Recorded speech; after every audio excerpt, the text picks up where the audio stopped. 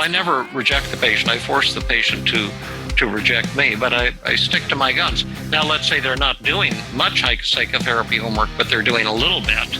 Well, then I would tell them, this is fantastic. You brought me this napkin that you wrote some negative thoughts on probably 10 minutes before the session. But this is good enough, and this will give us a fantastic session that we can work on your negative thoughts. And if I can persuade you to do a little of this every day, you'll be on the road to rapid recovery. Welcome to the 1000 Day Sober Podcast. My name is Lee Davey. I am not an alcoholic. I refuse to be anonymous. I am someone that doesn't drink alcohol, and I spend every waking moment of my life helping other people do the same. Like right now, boom. We're going to be talking in a little bit with Dr. David D. Burns. I like it when people have a middle initial. Lee M. Davey. Doesn't sound the same as it. Dr. David D. Burns. Yeah, he's going to be our guest in a minute. But before we get there, let's give a little rundown, a little bit of housekeeping of what's going on at 1000 Days Sober Towers. The first thing is I'm giving away 5 free one-to-one sessions with yours truly on the subject of how to stop drinking alcohol without giving up the value. 3 of them have already been taken by the peeps on our new private Facebook group. So there's 2 slots left.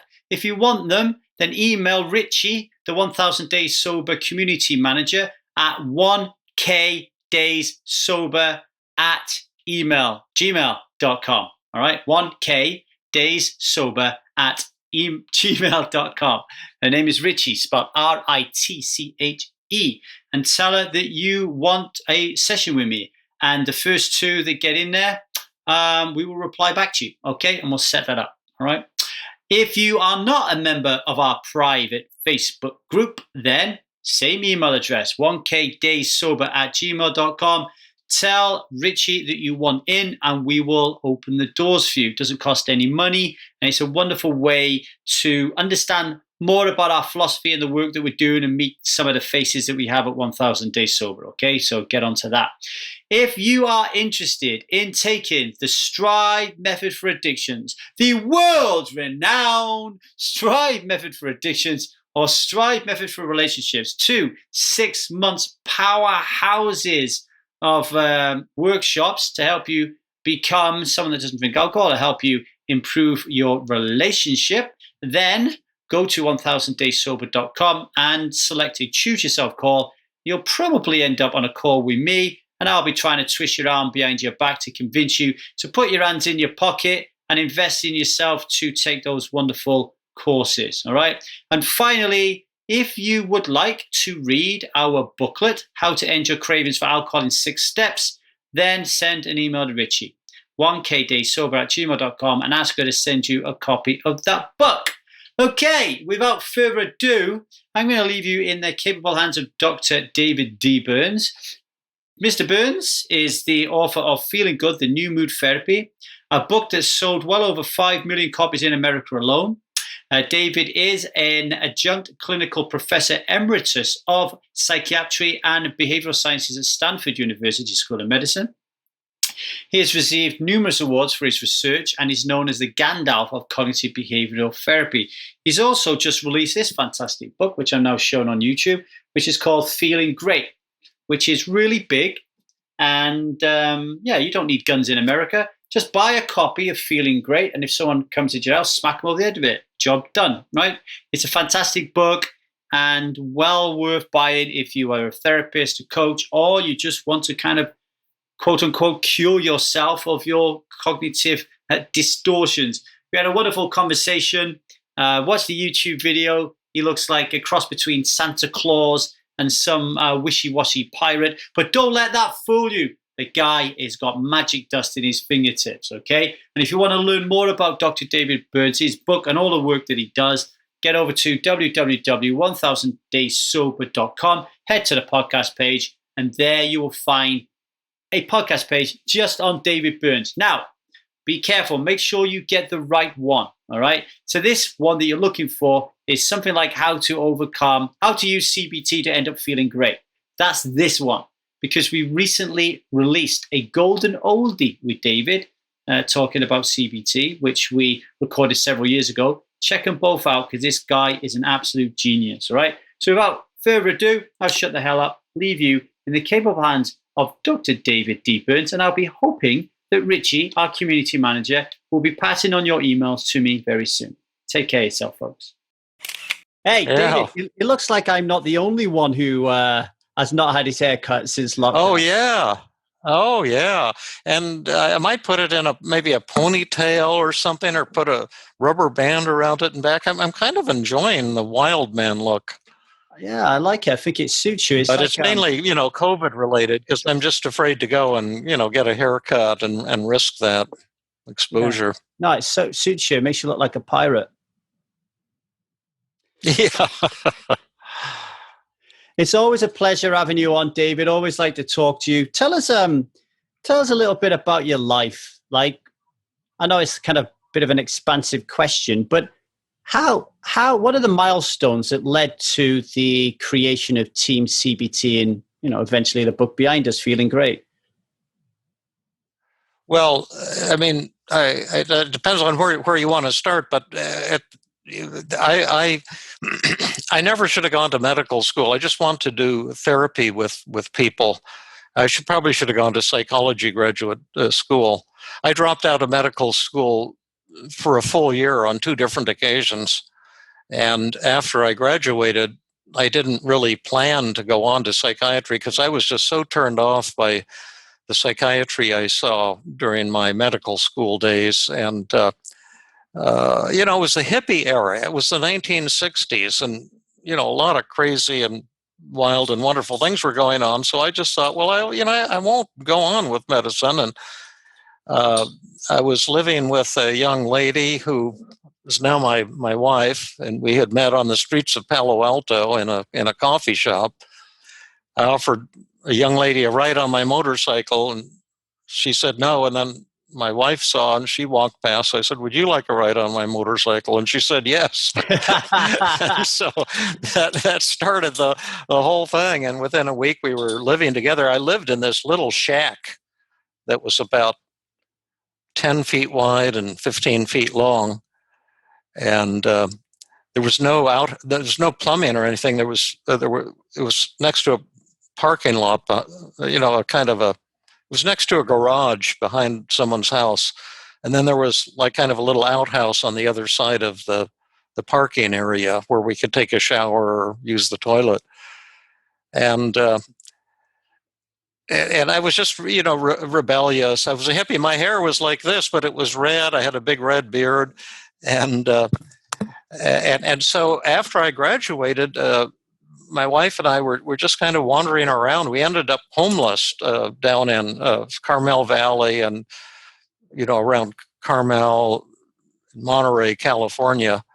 And we would just, find someone hitchhiking around, and someone would say, "Oh, you can sleep, on my living room floor," or something like that. But she was pregnant. We were about to have a baby, and we didn't have any money or anything. Mm. And I finally decided that if I do my residency, I still won't know anything, but people won't know that. And they'll think I know something because I'm a psychiatrist. So they'll pay me to talk to me, because I was just counseling people for free, that I'd meet them on the beaches, in the beach or in the coffee house. And that's really what I wanted to do.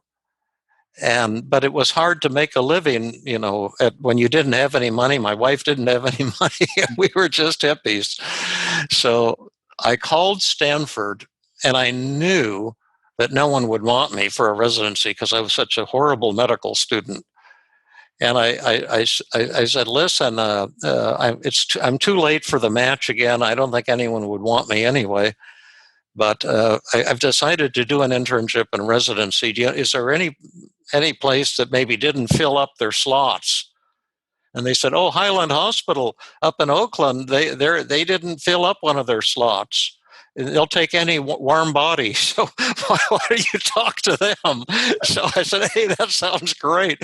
So I called this guy at Highland Hospital, and he said, if you can make it up here to Oakland, I'll, talk to you. And I did that, and they accepted me into their internship and residency program. And it was actually turned out to be a tremendous experience for me.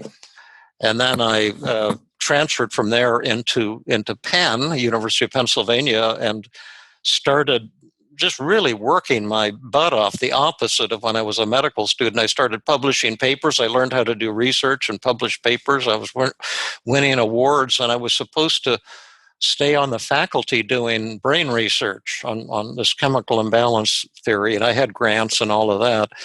But I just knew that I didn't want to spend my life doing that, because my own research that we published showed in 1975 that it was false theory. It was not true that depression and anxiety result from a chemical imbalance in the brain, this so-called deficiency of this chemical serotonin.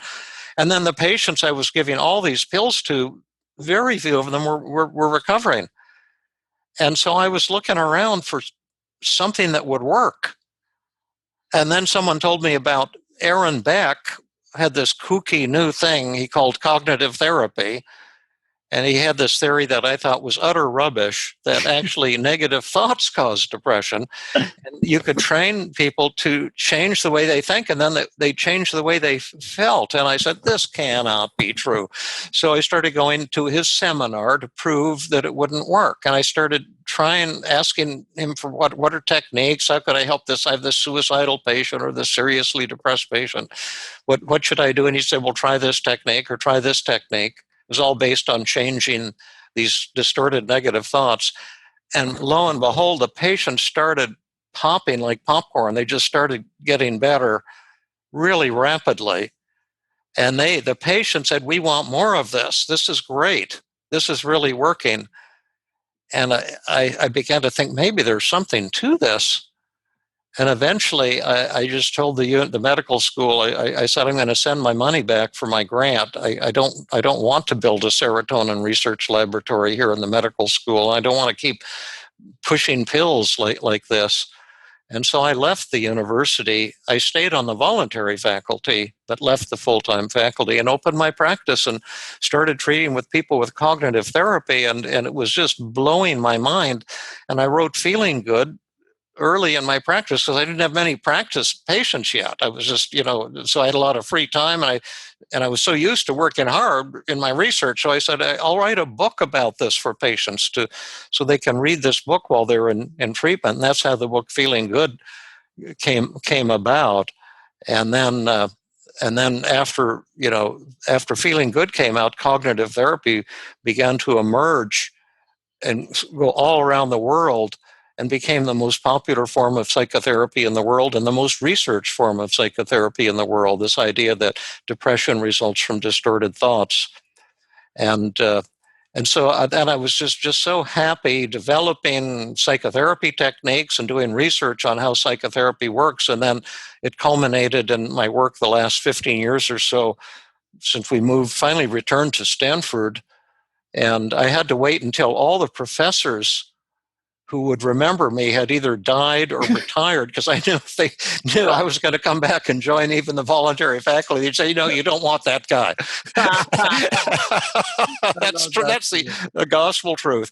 And then finally they got a new department chairman who was from Harvard, Alan Schatzberg. And he knew of my work in Philadelphia. He didn't know what a horrible medical student I'd been. He used to invite me up to Harvard every year to teach at Harvard Medical School and teach about the new cognitive therapy. And so I knew he would want me back at Stanford. So we were able to move back at Stanford. And then in the last 15 years, this new team therapy, which is kind of like cognitive therapy on steroids, has emerged. And it's just been a fantastically exciting period of my life. Yeah, it's really, I found you, I don't even know how I found you. It was through the podcast chain of stuff. Somebody mentions your podcast and then you check it out. And then I started loving it, particularly kind of the live sessions. And I thought it was great. I a question. We had great live sessions with the guy named Lee, similar name to your own, and he was very powerful and inspirational and moving. I'll never forget that session with Jill and. Do you know my wife still hasn't listened to it? She hasn't. Wow. Well, that's only because she says she's pissed off for listening to my voice all the time. Why would I want to listen to 3 hours of it? Sure. But just to let you know, David, right now in this moment, we are more connected and more in love than we've ever been. I'm so happy to hear that. That is awesome. Your session was very moving. It was monumental, really. Yeah, I've been having a lot of light bulb moments since that moment. Now, where do you live? Because I kept thinking you were in London. Now you're in Los Angeles. I know it's weird to say this, but I got stuck here in Los Angeles. So we've been doing since my daughter Zia turned 2. She's 4 now. We've been doing 6 months in the US in the winter and 6 months in the UK in the summer. Oh. Because I have a son in the UK. Oh. That has been the plan. And then we came out here and got stuck because of COVID. Oh, wow. And now I can't go back because Donald won't let me back in. So I'm applying for a green card at the moment. So we'll see how that gets on. So are you thinking of maybe staying here indefinitely? I'm going to make Los Angeles my home, or California. Yeah. Well, when you're up in the Bay Area, you should visit our Tuesday training group at Stanford, and you can see Jill and see what we're doing. In fact, it's virtual. You might want to just attend it virtually one Tuesday. Let me write myself a note. I would definitely do that.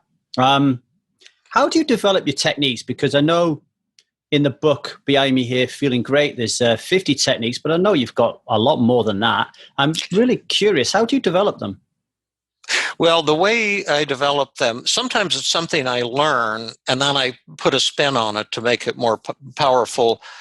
Like I saw this guy, Maxie Maltzby, do a demonstration at Penn during my residency, and he was supposed to be some kind of cognitive therapist and might have trained with Albert Ellis at one point. And so he treated this inpatient live while we residents watched, which was kind of a cool thing. I do it all the time now, but in those days it was really rare. And it was this woman with borderline personality disorder, which is a super severe form of depression. And I think she was actually hospitalized because she was suicidal because she'd broken up with her boyfriend. And she had the idea that I can't be happy without his love. And then Maltzy did this technique I thought would be kind of goofy and worthless, asking her, what would you say to a dear friend who was just like you, who broke up with her boyfriend? Would you say to her, you can't be happy without his love? And she actually bought into it and started coming up with ways to challenge that thought. And it dawned on her, well, I was happy before I met him. So it can't be true that I need his love to feel happy and fulfilled, and other stuff like that. And by the end of the session, she said her depression has gone, and I just couldn't believe it. It was so amazing seeing that, especially with someone so angry and so severe as needing hospitalization for dangerous suicidal urges. But then I took that technique and turned it into a role-playing technique, which makes it even more powerful. I call it the paradoxical double standard technique, where the therapist actually plays the role of a friend of the patient who's just like the patient with the exact same thoughts, the exact same problem. And then you verbalize to the patient as another person, I'm a lot like you and I've got this problem. My boyfriend rejected me and I'm telling myself that I'm unlovable and I'll be alone forever and I'll be miserable forever. Does that seem true? And then the patient starts talking you out of it because they're more compassionate to someone else than to themselves. And you keep cross-examining the patient until the patient has totally blown the thought out of the water. So some of them were modifications of other techniques that already existed. And then, like, exposure's been around since the time of the Buddha, 2,500 years ago, confronting your worst fear. but I've probably created 35 forms of exposure, cognitive exposure and time travel and hypnotic exposure and all kinds of things. And then a lot of the techniques I just created myself. Like when I'm working with somebody, and I was always coming up with techniques, because patients in the old days used to be very difficult to treat. They're kind of resistant, and I kept thinking I need more techniques. So I would sometimes create 8 new techniques in one therapy session with somebody. I had a patient once that acquired 118 techniques before she got better. She was horribly depressed. I did 117 techniques that failed, and the 118th hit it out of the park. So I just, it just comes to me. And if something helps a patient, I get this goofy idea and I do something and the patient says, oh, that helps me. Then I give it a name so I can remember what I did. I try it with 3 or 4 other patients. And if it helps people, I add it to my list. But I had a list of 100 in the new book. And the publisher said the book is too long. And I had to take out about 10 chapters, and it's still a big book. And I took out half of those 100 techniques because it was too long. And now I kind of wish I'd left them in there. But there's actually about 105 techniques I use regularly. You could definitely have a handbook addendum to it for sure. Yeah. I'm interested, if you go 117 techniques with somebody, how does that affect you in your mindset? Oh, I loved it. It's like playing chess with the greatest chess player in the world until you get a checkmate. But when you get a checkmate, you both win because the patient goes into euphoria from depression or anger or anxiety or whatever. But it was always thrilling to me. I never have been tired in therapy, with one exception, and that's if I say something that hurts a patient's feelings. That was horrible. Someone felt worse at the end of a session because of something I had said or done. It was horribly painful for me. But aside from that, I love therapy. I used to, when I was in full-time practice, I used to see 17 full therapy sessions on Wednesdays alone, just seeing people back to back. And the longer the day went on, the higher and more energized I became. That's incredible. It's your attitude around it is magnificent. I always feel this aura and this energy around you, kind of like you're really comfortable about who you are and what you can do. When I'm around you anyway, or I interact with you, I always like your bluntness and your kindness. You do definitely push the edges. Yeah. Have you always been like that? Has it been a period in your life where you've been like, with me, I always get caught up with this. I can see where I think somebody is not going where they need to go, and I want to challenge them, but I don't get an A in empathy before I challenge them. Yeah. I think that's where you really do, you really succeed, right? Yeah, you got to have that, because if you don't have the patient really feeling cared about and liking you, then they're not going to trust you to use really powerful techniques. And I use, as you experienced yourself, pretty aggressive techniques. And so I need a safety net. And so, as you know, after each session, I have the patient rate me on empathy and helpfulness, and the scales reveal any mistake I made. So I can then talk it over with the patient the next session. And I know I have that safety net, and the patient knows that if they get ticked off at me because I'm too aggressive, then we'll talk about it the next session and turn it around and help them feel way better and acknowledge any mistake that I made. But as I've gotten older now, I think I'm still awfully darn flawed, but more tender and probably more gentle with people, and trying to learn to become more sensitive as well, because that's a tremendous thing. I was doing a workshop on Sunday with Jill, a full day workshop, and there was this fellow in the audience. There were hundreds of people there, therapists, all of them therapists, I guess, but as you scan the audience, I saw this name Kai Chan, and I said, who's that? Sounds vaguely familiar, but I couldn't figure out who it was. But who he was someone who had listened to the podcast by Michael Simpson on vulnerability and shyness. It was one of our most popular podcasts.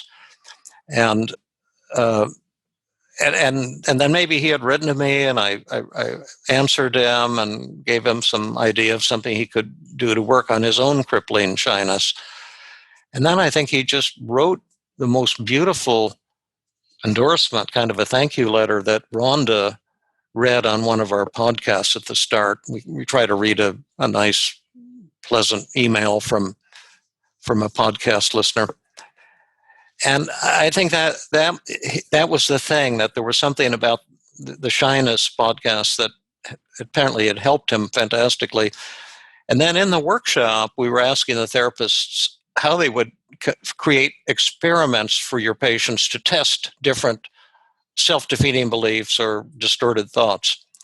And one of them was for shy people, the thought would be, if I smile and say hello to strangers, or if I tell strangers that I've been shy all my life and ashamed of it, and I'm not going to be ashamed anymore, I'm telling people today, and that's why I'm telling you.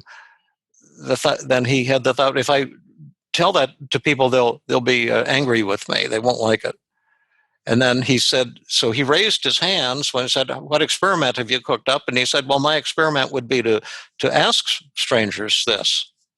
And he says, in fact, I've been doing it recently, and by God, it's changing my life. And he became tearful. And I said, well, you could do that experiment right now here in the workshop. There's over 300 therapists here.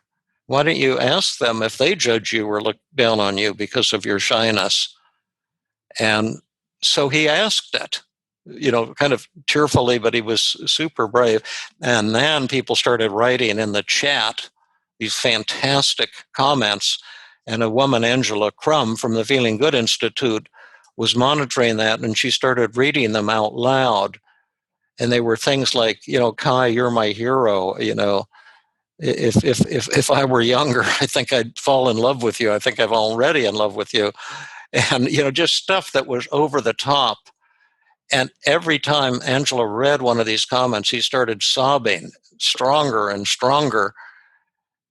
He couldn't believe what he was hearing at the end. He said, this has just been a life-changing experience for me. It was such a beautiful moment. I think that was the highlight of the entire workshop. And I have no idea how that links to what we were saying before, but it's a nice story about something. Like a good story. I had a similar one yesterday. We were talking about techniques and stuff, and we went on to exposure therapy. I was in a coaching group yesterday, and there was one of the coaches there. He's one of these guys who can't undo his top button. So everything he's putting out there is very starchy, very gentlemanlike, very proper. But it means he's not kind of like me, huh? And it means, of course, that the story that he's selling in terms of his coaching doesn't match his aura or how he's representing himself. So how's he going to get in a client relationship where they find vulnerability in him and they trust him, right? So we actually got him to take all of his clothes off on this call. There's like 35 people on the call, and he's there completely naked. Oh, awesome. But he's just overjoyed that he's naked. And then he put his boxer shorts on, went on Facebook Live, and said to his audience, here I am. Yeah. Here I am, right? And then he started to tell them how he had felt so caged in and so afraid of not being perfect. Yeah, right. For his clients, exposure therapy, like just do it. I always remember your elevator story. Like, I use that all the time. But the woman was like, just let me out. Yeah. I had enough. Like, yeah. Right. Yeah, I love shame attacking exercises. You have to be a little careful with them because like any other technique, there's a skill set to doing it. But yeah, shame attacking exercises can be so incredibly liberating for people. And of course, I've used a lot of them myself because I've had 5 different kinds of social anxiety myself. And it's just such a joy to free yourself from anxiety and, of course, depression as well. I used to have camera phobia from the time I was a child. And I didn't get over it until 2 years ago. See, I can smile now to the camera. Hi. Right. But I couldn't have done that 2 years ago. That was one of the last forms of social anxiety that I got rid of. I used to have crippling public speaking anxiety and all kinds of stuff. But that helps, right? So I think that helps. Like I was thinking the other day about the disadvantage of really young coaches and therapists is what I like about what I'm able to give to the world is I'm a complete and utter fuck up. So I'm able to I'm able to tap in to so many problems because I've experienced them. That's the way I am too. I've had 17 different anxiety disorders. That's why I was able to write my book, When Panic Attacks. And that's why I love treating anxiety, because whatever the person's got, I can say, oh, I had that too. I know how sucky that is. And I can show you how to turn that around really fast. Can I talk to you a little bit about speed of recovery? So yeah, I have trouble with this notion. When I stopped smoking, so leading up to when I stopped, I found it very difficult because I was just trying. I just kept saying to myself, "Stop smoking, stop smoking, stop smoking." And then I read a book and changed my belief systems around smoking. So I realized it didn't provide me with any value, and suddenly my desire left. And then I did the same with alcohol, and then I get myself in this trap, if you like, where I'm helping people to overcome cigarette and alcohol addiction. And they come to me with this story that it is just so complicated and difficult for them to overcome. So in a way, I have to build up my infrastructure to help them with that. But at the same time, within me, I think to myself that this is really simple to fix. Yeah, right. So that's right. What do you think? I know it's a really difficult question, David. Maybe you could ask me some questions, but what happened to me? Like, why was I able to quit very quickly reading books, and then other people find it really difficult and believe the story that it needs to be so painful and so challenging? Yeah. I don't know really, but I had the same experience when I was a resident. We had a hypnotist show us, a group hypnosis demonstration, and it wasn't anything fancy. He just had us close our eyes and then asked us, is there something you want to change, some habit or something? And I'd been smoking about a half a pack a day for a year of these Indonesian cigarettes that had this super great clove type smell. It was to die for. They smelled so good. And he started talking about thinking, instead of thinking of all the dangers and bad things about being a smoker, think of all the great things about being a non-smoker. And you'll have clear air and clean, fresh breath, and you'll have better running ability and greater stamina, and you'll be able to say, I did it. And things like that. I'll make all this list of positives. And then he said, now, with your fingers, you'll notice your right finger will jiggle if you're ready to stop smoking now, and your left finger if you've decided not, and then both fingers will go up if you're a little unsure right now and need a few more days until you decide. And I think my right finger went up, and then he kind of woke us up. It wasn't a real trance or anything.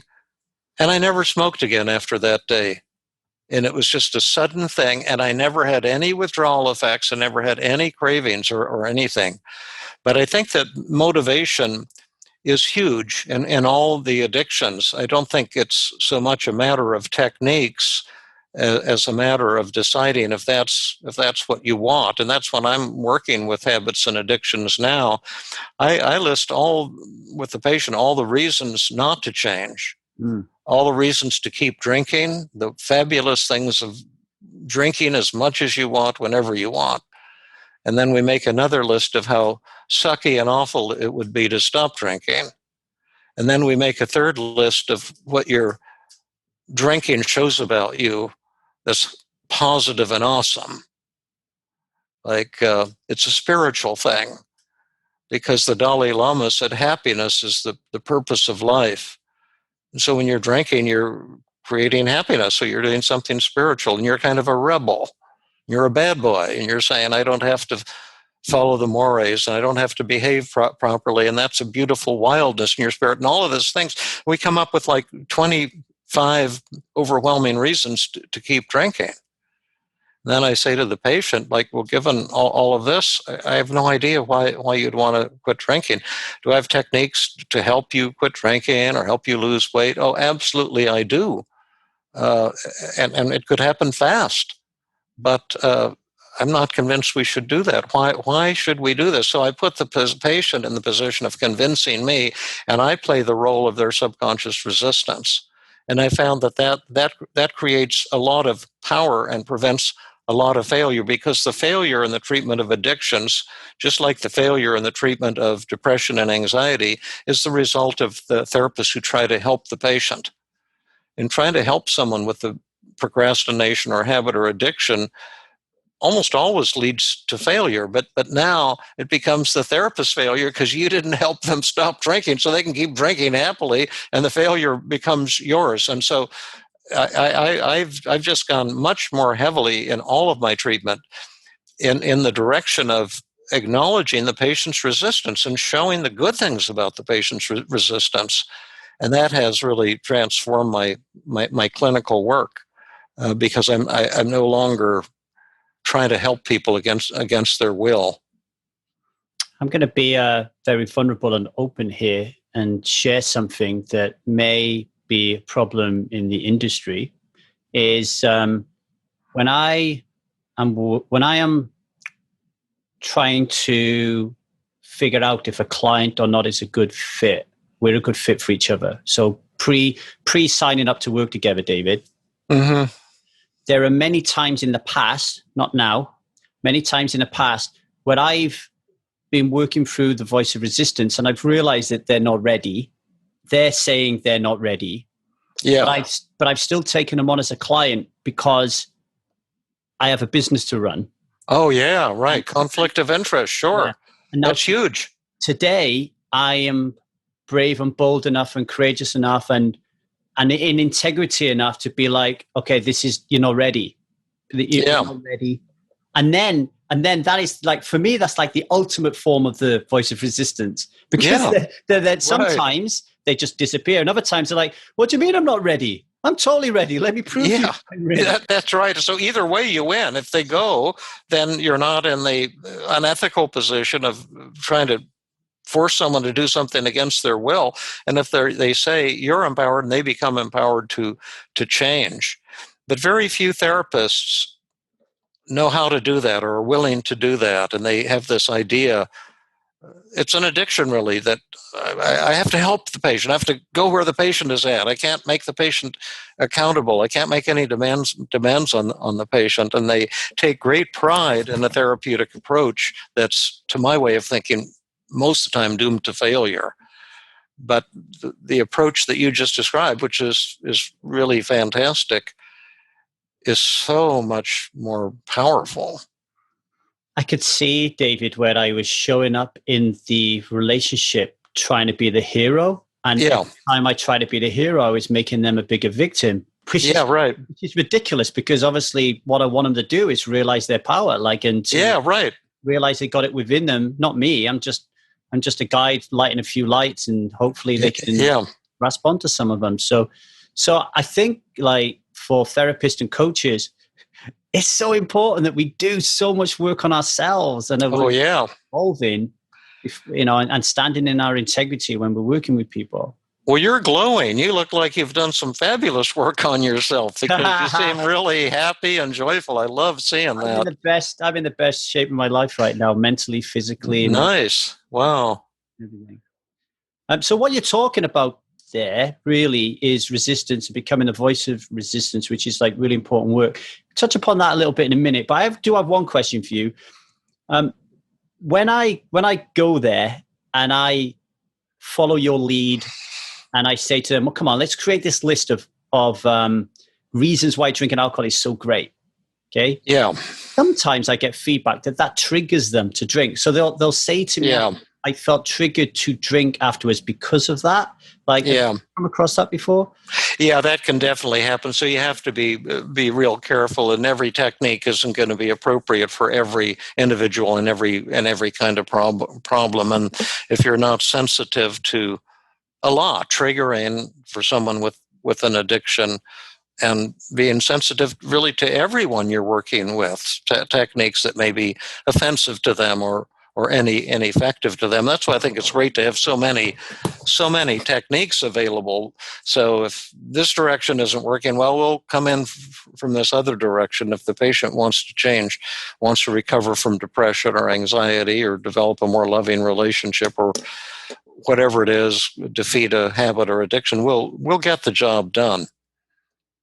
I like that. That's really useful for coaches and therapists and people who are trying to help people to listen to that. That's really important to avoid the cookie cutter approach. And I know sometimes when I've written to you, David, like there's a very cookie cutter approach about some of the emails I send. It's like, give me the answer, David, give me the answer to solve all of humanity's problems. And you're always answering me in a really wonderful, witty way.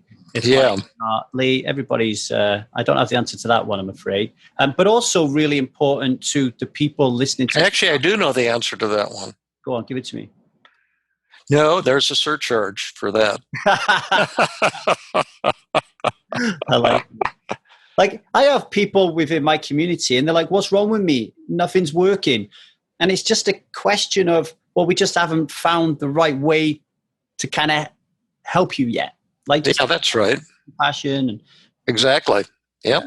So many different variables in it. So, concentrate a little bit more on resistance because especially in addiction, so we were just talking on our Marco Polo group, this video group, people saying, I'm doing the work, and I don't know what's happening to me. And I keep thinking to myself, when I'm in a conversation with you, I feel like resistance is blocking you from getting deeper to do the work, which is why you need the skills of a David Burns or the skills of a Jill Levitt to be able to facilitate and help you go deeper. So talk a little bit about resistance for a few minutes, if you don't mind, because I think it's important.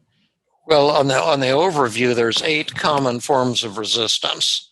There's the 2 that are associated with depression recovery, 2 forms of resistance that are associated with anxiety recovery, 2 that are associated with,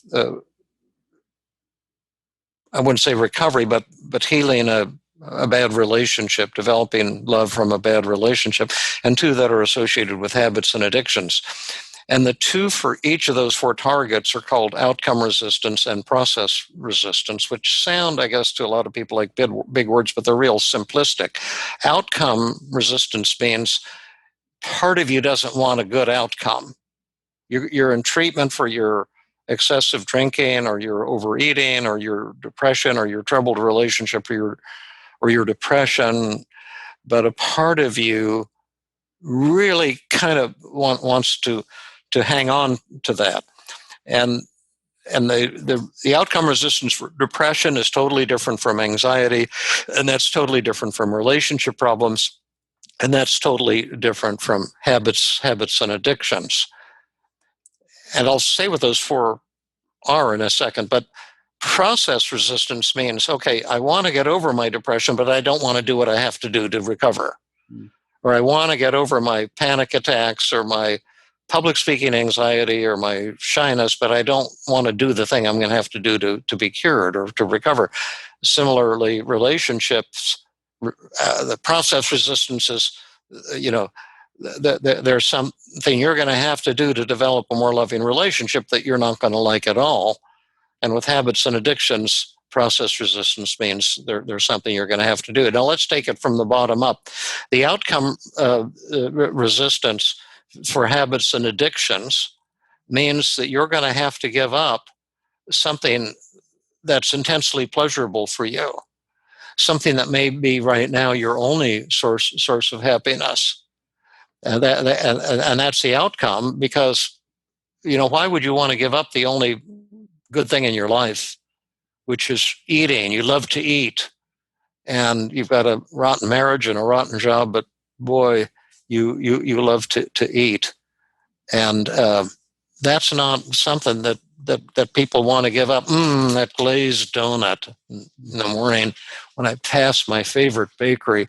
That's the purpose of my life. And then the process means not only do you have to give up something that's intensely pleasurable that you feel entitled to, then you're going to have to do something sucky, like dieting and deprivation and exercise. Some people love to exercise. I hate to exercise. Some people get a runner's high. All I get is a runner's horror. I hate running. But if I want to lose weight and be in shape, I've got to go out there and run, even if I don't want to. I've got to do some reasonable consistency on that and cut down on your diet. So that's outcome and process resistance. For relationship problems, for your personal example, but that outcome resistance is, when I'm in therapy, people start talking about somebody they can't stand. And so a lot of therapists think, oh, you want a loving relationship with your sister. You've been pissed off at her since you were little girls. You say she's always criticizing you and giving you these unfair criticisms, and you tell her she's wrong and she doesn't listen.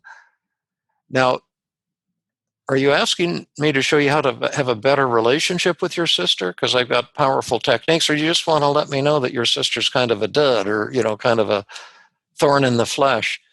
And 7 or 8 times out of 10, the patient says, no, I don't want a good relationship with my sister. I just want you to know what a loser she is. And so that's outcome resistance. Is, the marital therapists and couples therapists tell us, oh, people want loving relationships. But that's not true. Most people don't want loving relationships. They want enemies. Look at the politics these days. Everyone's hating somebody else, and they're not yearning to get close. They are yearning for some revenge or some putting the other person down. And then the process, that's outcome resistance for a relationship problem.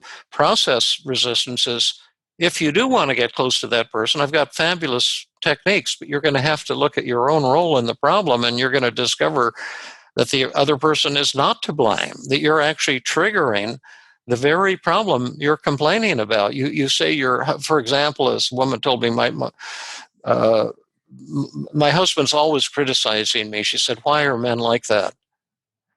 And I said, we don't know why men are the way they are. We don't know why women are the way they are. But if you can give me one exchange you had with with your husband, maybe we'll see, why he's so critical of you. And she said, well, he's been criticizing me for 35 years. And I said, well, I just need one criticism. And what did he say? And what did you say next? She said, well, just last night he told me, you never listen. And he's been telling me that for 35 years. It's so stupid for him to say that. And then I said, well, how did you respond when he said, you never listen? And she said, oh, I just ignored him. And, she couldn't see that she's forcing her husband to make this attack on her. Now, I'm not trying to come across here as sexist, because if the husband had come in asking for help, he would have learned that he's causing the very problem he's complaining about as well. But the process resistance on relationship problems is very painful. It's the death, one of the 4 great deaths of the self. And it's the self that wants to blame and feel morally superior. And then when you look at your role in the problem, as you personally experience, it can be a painful and tearful event, but a beautiful moment. And then in anxiety, the outcome resistance is that you don't really want to stop worrying and being anxious because you think something terrible will happen if you do. And so your anxiety is protecting you, like a student with the worries constantly, oh, I'm going to flunk. In fact, a fellow called me to show you about resistance. I'll disguise his identity. You may think you know who it is, but I'll disguise it so you can't. But he got me on my home phone, and he said he was calling from Texas, and he said I'm the top college prospect for Major League Baseball. I'm the top pitcher in the country. They say I may be the greatest pitcher of all time, and but I've been panicking because the scouts are coming. They want to watch me pitch and stuff, and I'm so nervous. I can't throw a baseball, and you've got to help me. And he was very demanding. He says, I've been all over Texas. I've been all over the East Coast, going to the most famous experts in the treatment of anxiety, and no one can help me. And I heard about your book, When Panic Attacks, and you've got to help me. I'm going to fly right now to San Francisco, and I want you to treat me, starting tonight. And I said, listen, I'm no longer in private practice, but I have a young colleague, Dr. Matthew May, and he's absolutely a genius. And maybe you can call him, and you could come out and do an intensive with him. And he says, put Dr. May on the phone right now. And I says, I don't live with Dr. May. I'm married. This is my home. I'll give you his office number, and you can call him. And then the guy, I got him off the phone. I thought, man alive, this guy is kind of annoying. And then he called back in 20 minutes. He says, Dr. May refuses to answer the phone. Why? Why won't he talk to me? And I said, just leave a message. He's probably with a patient, and then he'll call you back. And then the next day I was talking to Matt. He's a former student of mine. He's now in clinical practice. And I said, Matt, I'm sorry I referred that guy to you. He said, he was the most difficult, anxious patient I've ever encountered in my entire life. Is he going to come and do an intensive with you, fly up from Texas? Matt says, no, I don't think so. I says, I'm not surprised. He's probably just too difficult to treat. I said, what happened when you talked to him on the phone? And Matt says, well, I just talked to him for 7 minutes, and then he said he was cured. And I said, what the heck are you talking about? That guy is the most irritating, annoying, narcissistic, intensely panicked person I've ever come across. And Matt says, well, I just did what you taught me to do. And I said, what's that, Matt? And he says, well, I just told him. I said, listen, could I treat you and make your anxiety disappear? He says, I could do that quickly, but I told him, I said, I don't think I'm willing to do that. And then he says, the fellow starts saying, well, why not? If you've got these techniques, you must treat me. Why won't you treat me? And Matt says, well, you see, I've seen you on national television pitching and playing baseball, and you've been such an inspiration to me and to millions of people. And you are fantastic. But it's that inner criticism that has been the key to your success. You tell me you've been worrying constantly ever since you were practically your earliest childhood memory, constantly driving yourself and worrying that you're going to fail. Can I make that go away? I definitely can, almost by magic, if you would want. But you see, that's the key to your success. And that's what has given you this blessing of talent that you have. You're going to make history. You're going to make baseball history. And then the fellow said, "Oh, Dr. May, you mean my anxiety is okay? My self-criticisms are okay?" And Matt says, "Okay, that's the key to your success. That's your strength. Don't ever let your anxiety go away or even diminish." Mm. And then the fellow says, "Oh, thank you, Dr. May. My anxiety just disappeared. I'm just feeling on top of the world now."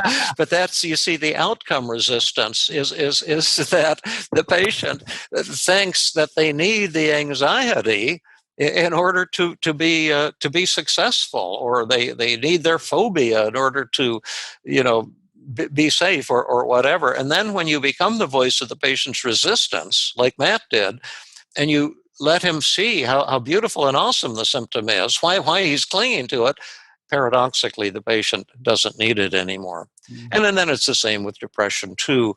There's an outcome resistance, which generally, similar to this fellow, comes from the patient's high standards, criticizing themselves. I'm not as good as I should be, and I'm a failure, or I'm unlovable because my marriage broke up. And that's an expression of what's most beautiful and awesome about the person. And then the process resistance is psychotherapy homework. If you want to work with me, you're going to have to do psychotherapy homework. And it's not negotiable, because every patient I've treated who did psychotherapy homework recovered. And every patient I've treated who refused to do the psychotherapy homework not only failed to recover, but got worse and typically just dropped out of therapy. And so that's process resistance. So those are the 8 forms of resistance. And that system of categorizing them and recognizing them has been very helpful. It's one of the real breakthroughs, I think, in my own career, and has then allowed me to develop techniques to focus on the outcome resistance for depression, the process resistance for depression, the same for anxiety, the same for relationship problems, the same for habits and addictions. And these new developments in Feeling Great, my new book, have really led to ultra rapid recovery for many patients for the first time. When I was a young psychiatrist, I occasionally had people who recovered really rapidly, but now I see ultra rapid recovery in a good 90% of the people I treat, at least with depression and anxiety. You know, addictions that you're working in are harder to treat than depression and anxiety. But in depression and anxiety, often all people need is a single, extended session, kind of like what you had, a 2-hour session or something in that range. And then generally their symptoms will disappear. And then you do relapse prevention training so they'll know what to do when the negative thoughts and feelings come back, how to get rid of them again quickly. And then it's most of the time it's one and done. I'm not saying all therapists can do that, but that's what I've seen with the new techniques. And that's why I wrote Feeling Great, so I think people can pick these techniques up and use them on their own. That's what I'm hoping. What do you do with, or what did you do in the past? I know you're not in private practice now. How would you handle habit and addiction cases where they initially agree to sign up to do the work and then they don't do the work? Because you get into that dilemma of you want to. I don't know, maybe ego comes into it, wanting to chase them and wanting to do the work, but then that's making... Yeah, well, that sitting with open hands, I think, is so important. And when that happens in the area of depression, which is where, I've had vast experience, more so than in the area of addictions. But if I have the patient, again, sign a kind of contract that if Dr. Burns accepts me into his clinical practice or here at the clinic, I agree to do psychotherapy homework. Here's how many minutes a day. Here's how many days per week. Then I give them a list of all the reasons not to do psychotherapy homework, and they have to tick off all the ones that apply to them.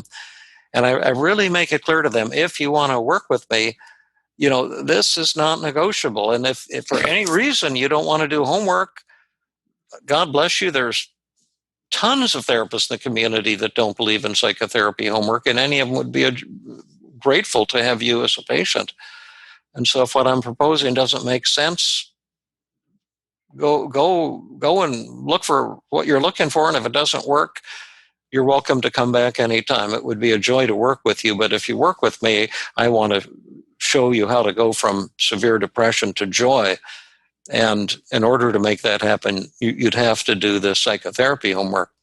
Most of the time they stayed, but that was hard for me at first because I thought all my patients would leave me and I shouldn't make them accountable. But it just has transformed my clinical practice to set it up that way. And then if they initially agree, and then it's 2 or 3 sessions later, and all of a sudden they stop doing homework, well, then I can show them that contract and let's look at all the reasons maybe you've decided to stop doing psychotherapy homework. And I hope I don't lose you now. But maybe I talked you into something I shouldn't have, that you weren't ready for. And if you don't want to do psychotherapy homework, I would totally understand. And if you drop out now, you'd always be welcome back. So I never reject the patient. I force the patient to to reject me, but I stick to my guns. Now, let's say they're not doing much psychotherapy homework, but they're doing a little bit. Well, and I would tell them, this is fantastic. You brought me this napkin that you wrote some negative thoughts on probably 10 minutes before the session. But this is good enough, and this will give us a fantastic session that we can work on your negative thoughts. And if I can persuade you to do a little of this every day, you'll be on the road to rapid recovery. But most therapists are afraid to make patients accountable. I was talking to a faculty member at Stanford recently. I won't name her name, but she was actually enraged by the idea that I made patients accountable and make them do homework. And she was saying, oh, I always meet patients where they are. And I know most of them need long-term insight-oriented therapy. She was so proud of herself and so felt judgmental. And I found it annoying, to be honest, but she was absolutely not going to give up this idea that she wasn't going to make patients have to do psychotherapy homework, that she was somehow superior in skill and had deeper, better methods. I used to think that way myself for years. It took me 7 years until I finally turned my head around and started making people accountable. What worked for me was when we did our work together, and you got me to see that I needed to take 100% responsibility for what's going on in my relationship. You can take that into your practice. Yeah. And you can say to yourself, how did I end up working with this person who doesn't want to do the work when they agreed? And most of the time for me, I kind of know at the outset that even though they're signing it, they're not going to do it, but I took it as a client anyway. So that's on me. So I need to shore up that leak, if you like. Yeah, I mean, I used to do that all the time, try to save someone. I made a list of 50 ways to get patients to do their psychotherapy homework. Some of them were developed by Albert Ellis, some of them were developed by Aaron Beck, and some of them I made up. And I can tell you, none of those techniques ever worked with any patient, even on one occasion. If a patient wasn't going to do psychotherapy homework, I wasn't going to save them. And when I finally accepted that and decided to make the patient accountable rather than try to save everybody, it just the whole universe rotated, and my practice became vastly more effective and vastly more rewarding. But I was going to say more rewarded. More rewarded. But it was my narcissism that led me down the wrong road, thinking I was going to be so great, I was going to help everybody. And whenever I give into that impulse, I typically get burned. I'm going through that process of self-realization at the moment, like putting myself in the hero position and victim, thinking they need me to help save them. It's all bullshit, Yeah. And that is like, it's not good energy. Right. David Burns, it's been a pleasure to meet you. You got me thinking about Christmas and Father Christmas with your beard and stuff.